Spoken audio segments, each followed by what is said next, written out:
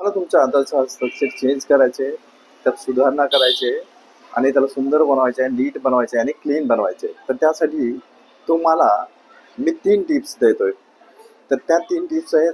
पहिलं, तुम्ही एखादं असं वाक्य चूज करा ज्यात ए टू झेडपर्यंत सगळे लेटर्स असतील आणि ते वाक्य आहे the brown fox jumps over the lazy dog. हे वाक्य तुम्ही कमीत कमी दिवसातून एक वेळा म्हणजे 90 वेळा लिहा. म्हणजे काही मिनिटासाठी बसून 15 मिनिटं बसा, अर्धा तास बसा किंवा 90 मिनिटं बसा आणि त्याच्यानंतर तुम्ही प्रॅक्टिस करा.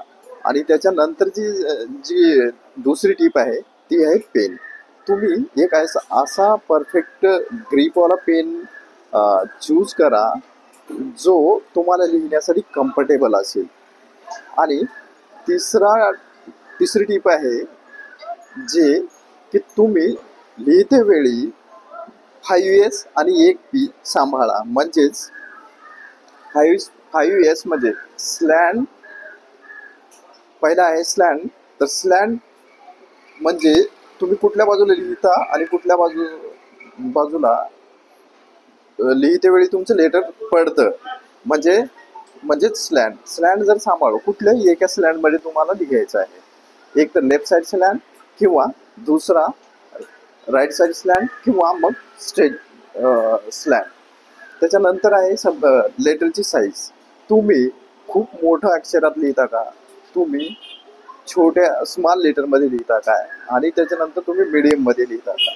तर तुम्हाला पहिल्यांदा प्रॅक्टिस करते वेळेस लार्ज लेटरमध्ये लिहावं लागेल. म्हणजेच तुमचं लेटर स्पष्ट दिसेल आणि ते सुंदर पण दिसेल आणि ते इतरांना वाचता पण येईल. आणि तिसरी गोष्ट आहे स्ट्रोक.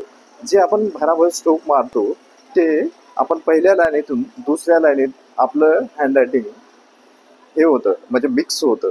लेटरचे जे स्ट्रोक आहेत आणि त्यामुळे ते अस्पष्ट होतं आणि वाचण्यायोग्य नसतं म्हणजे ते रीडेबल नसतं. तर त्या सुधारणासाठी तुम्ही तुमची साईज म्हणजे जशी साईज सांभाळतो तशी स्ट्रोक पण कंट्रोलमध्ये ठेवावेत. आणि त्याच्यानंतर जे आहे ते तुमचं स्पेसिंग. तुम्ही 2 लेटरमध्ये किंवा 2 शब्दामध्ये किंवा 2 वाक्यामध्ये जे स्पेस ठेवतो त्यावरूनही तुमच्या हस्ताक्षरातलं सौंदर्य कसं आहे ते आपल्याला समजतं. आणि त्याच्यानंतर जे आहे ती तुमची स्पीड. जर तुम्ही भराभरा स्ट्रोक मारून आणि म्हणजे प्रमाणबद्ध न लिहिता भराभरा लिहित जाता त्यामुळे तुमचं हस्ताक्षर खराब दिसतं. म्हणजे सुंदर असूनही जर तुम्ही स्पीड फास्ट लिहित असलो तर खराब असतं.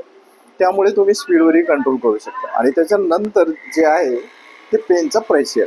तर पेनचा प्रेशर पण तुम्हाला सांभाळता यावा यासाठी तुम्ही मीडियम स्पीडनं पहिल्यांदा प्रॅक्टिस केलं पाहिजे आणि त्याच्यानंतर हळूहळू लेटरचं फॉर्मेशन सांभाळून तुम्ही हस्ताक्षर सुधारू शकता. या 3 टिप्समुळे तुम्ही तुमचं हस्ताक्षर सुंदर बनवू शकता, ते युनिक बनवू शकता, ते रीडेबल बनवू शकता आणि ते लेजिबल पण बनवू शकता.